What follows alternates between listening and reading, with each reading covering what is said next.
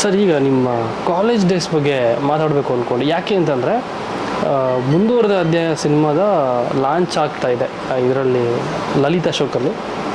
Darshan sir ಬಂದು ನಿಮ್ಮ ಪಕ್ಕ ನಿಂತ್ಕೊತಾರೆ, ನೀವು ಇಬ್ಬರದು ಒಂದು ಮಾತುಕತೆ ಸ್ಟಾರ್ಟ್ ಆಗುತ್ತೆ. ನಿಮ್ದು ನಾನೇ ಇಲ್ಲ, ನಂದು ನೀನು ಹೇಳ.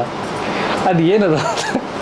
ಅದು ನಮ್ಮಿಬ್ರು ಸೀಕ್ರೆಟ್. ಅದು ನೀವು ಹೇಳಿದ್ರೆ ಬೇಜಾರು ಓಪನ್ ಆಗುತ್ತೆ ಅಂತ ಅವರು ನಿಮ್ಗೆ ಹೇಳ್ತಾ ಇದ್ದಾರೆ. ಏನಂತದ್ದು ಏನಿರ್ಬೋದು? ಅದು ನಮ್ಮಿಬ್ರದ್ದು ಭಾಳ ಪರ್ಸನಲ್ ಸೀಕ್ರೆಟ್ಗಳು. ಓಕೆ. ನಾನು ಅವನು ಎಷ್ಟು ವರ್ಷಗಳಿಂದ ಫ್ರೆಂಡ್ಸು. ನಾವು ದಿನ ಫೋನ್ ಮಾಡದೆ ಮಾತಾಡದೆ ಇರ್ಬೋದು, ಬಟ್ ಸಿಕ್ಕಿದಾಗೆಲ್ಲ ನಮ್ಮಿಬ್ರ ಬಗ್ಗೆ ಆ ಡಿಸ್ಟೆನ್ಸ್ ಅನ್ನೋದು ಇರೋದೇ ಇಲ್ಲ. ಸೊ ಆ ಮುಂದುವರೆದ ಅಧ್ಯಾಯನಲ್ಲೂ ಅಷ್ಟೇ ಭಾಳ ಜನ ಕೇಳಿದ್ರು ಏನದು ಅಂತ. ಅಟ್ ಎನಿ ಕಾಸ್ಟ್ ನಾನು ಬಾಯ್ಬಿಡಲ್ಲ, ಅವನು ಬಾಯ್ಬಿಡಲ್ಲ, ಯಾಕೆಂದ್ರೆ it is our personal secret. 3 years ಆಯಿತು, ಇನ್ನ ನೆನ್ಪಿಟ್ಕೊಂಡು ಕೇಳ್ತಾ ಇದ್ರೆ ನಮಗೂ ಒಂದು ಕ್ಯೂರಿಯಾಸಿಟಿ, ಏನದು ಅಂತ. ನೀವು 1000 ಸರಿ ಕೇಳಿದ್ರು ನಾನು ಹೇಳಕ್ಕೆ, ಯಾಕೆಂದ್ರೆ it is very personal between us. ಯಾಕೆಂದ್ರೆ ನಾವು ಈಗಿಂದ ಫ್ರೆಂಡ್ಸ್ ಅಲ್ಲ, ನಾವು ಎಷ್ಟು ವರ್ಷಗಳಿಂದ ಫ್ರೆಂಡ್ಸ್ ನಾವು. ಆ್ಯಂಡ್ 2 ಸಿನಿಮಾ ಒಟ್ಟಿಗೆ ಮಾಡಿದ್ವಿ. ಆ 2 ಸಿನಿಮಾ ಮಾಡ್ಬೇಕಾದ್ರೂ ಅಷ್ಟು ಮಜಾ ಮಾಡ್ಕೊಂಡು ಮಾಡಿದ್ವಿ ಸಿನಿಮಾ. ಆ ಸಕ್ಕು ಸಾಂಗ್ ನೋಡ್ರೆ ಇವತ್ತು ನೆನಪಾಗುತ್ತೆ ನಿಮ್ಮ ಕಾಂಬಿನೇಷನ್. ಆ ಮೂವಿ, ಆ ಒಂದು ಡ್ಯಾನ್ಸ್, ಆ ಸಾಂಗು, ಸ್ನೇಹನ ಪ್ರೀತಿನ ಅದೇ ಹೇಳ್ತೀನಲ್ಲ. ಹೌದೌದು. ಅದು ಇವತ್ತಿಗೂ ನನಗೆ ಎಷ್ಟು ಜನ ಬಂದು ಅದ್ರ ಬಗ್ಗೆ ಕೇಳ್ತಾರೆ ಅಂದರೆ, ಮೊನ್ನೆ ನಾನು ಧರ್ಮಸ್ಥಳ ಸುಬ್ರಹ್ಮಣ್ಯಕ್ಕೆ ಶೃಂಗೇರಿಗೆಲ್ಲ ಹೋಗಿದ್ದೆ. ಅಲ್ಲಿ ಎಷ್ಟು ಜನ ಬಂದು ನನಗೆ ದ ಫಸ್ಟ್ ಫಿಲ್ಮ್ ಹೆಸರು ಬಂದಿದ್ದೆ ಸ್ನೇಹನ ಪ್ರೀತಿನ. ಅದು ದೆನ್ ಕೇಮ್ ಡೆಡ್ಲಿ ಸೋಮ, ಆಮೇಲೆ ಎದೆಗಾರಿಕೆ, ಮೋಹಿನಿ, ಇದ್ರ ಬಗ್ಗೆ ಎಲ್ಲ ಮಾತಾಡ್ತಾರೆ. ನಾನು ಅದೇ ಅನ್ಕೊಂಡೆ, ಸ್ನೇಹನ ಪ್ರೀತಿನ ಯಾವ ಲೆವೆಲ್ಗೆ ಸಕ್ಸಸ್ಫುಲ್ ಫಿಲ್ಮ್ ಅಂದರೆ, ಹೌದು, ಇವತ್ತಿಗೂ ನೀವು ಜೀ ವಾಹಿನಿಯಲ್ಲಿ ನೋಡಿದ್ರೆ ಅದು ಎಷ್ಟು 1000 ಸರಿ ಹಾಕಿದಾರೋ ಆ ಪಿಕ್ಚರು. ಇವತ್ತಿಗೂ ಹಾಕಿದ್ರೆ ಆ ಸಿನಿಮಾನ ಕೂತ್ಕೊಂಡು ಜನ ನೋಡ್ತಾರೆ.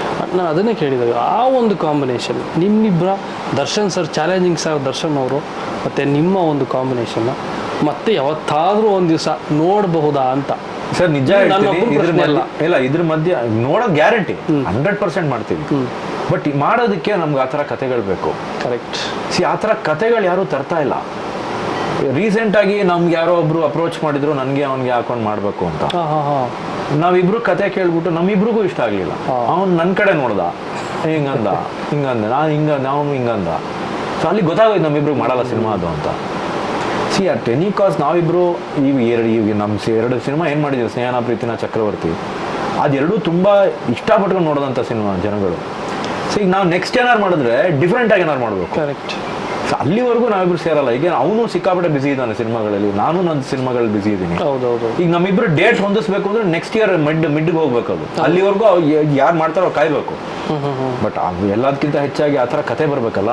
Correct sir. ಅವರು ಒಂದು ಮಾತು ಇಂಟರ್ವ್ಯೂಲಿ ಹೇಳಿದರು, ಹ್ಯಾಂಡಲ್ ಮಾಡೋರು ಬೇಕು ನಮಗೆ.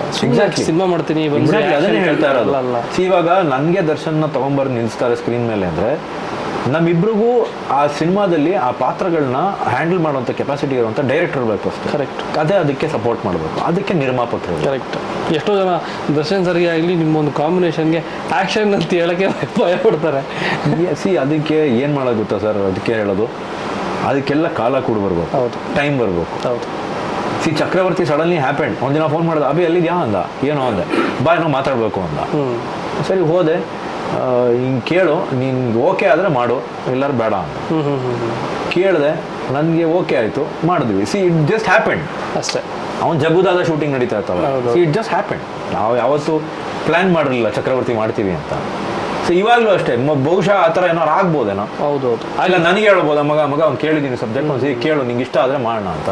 ಅವ್ನಿಗೆ ಇಷ್ಟ ಆಗ್ಬೋದೇನೋ. ಆದಷ್ಟು ಬೇಗ ಆ ಒಂದು ಮೂಮೆಂಟ್ ಬಂದ್ಬಿಡ್ಲಿ, ನಾನು ಇವನು ಕೂರಿಸ್ಕೊಂಡು ನನಗೂ ಮಾತಾಡೋಕೊಂಡು ಅವಕಾಶ ಸಿಗ್ಲಿ. ನಮ್ಮ ಕೈಲಿ ಏನಿಲ್ಲ ಸರ್, ಆ ತಾಯಿ ಚಾಮುಂಡೇಶ್ವರಿ ಕೈಲಿ ಇದೆ ಎಲ್ಲ ಒಂಥರ ಯೂನಿವರ್ಸಲ್ ಇದೆಲ್ಲ ಫಿಕ್ಸ್ ಆಗ್ಬಿಟ್ಟಿರುತ್ತೆ. ಆ ಟೈಮ್ ಬರೋವರೆಗೂ ನಾವು ವೆಯ್ಟ್ ಮಾಡ್ಬೋದು. ನಾವೇನು ಮಾಡೋಕ್ಕಾಗಲ್ಲ. For everything time has to come and it will happen.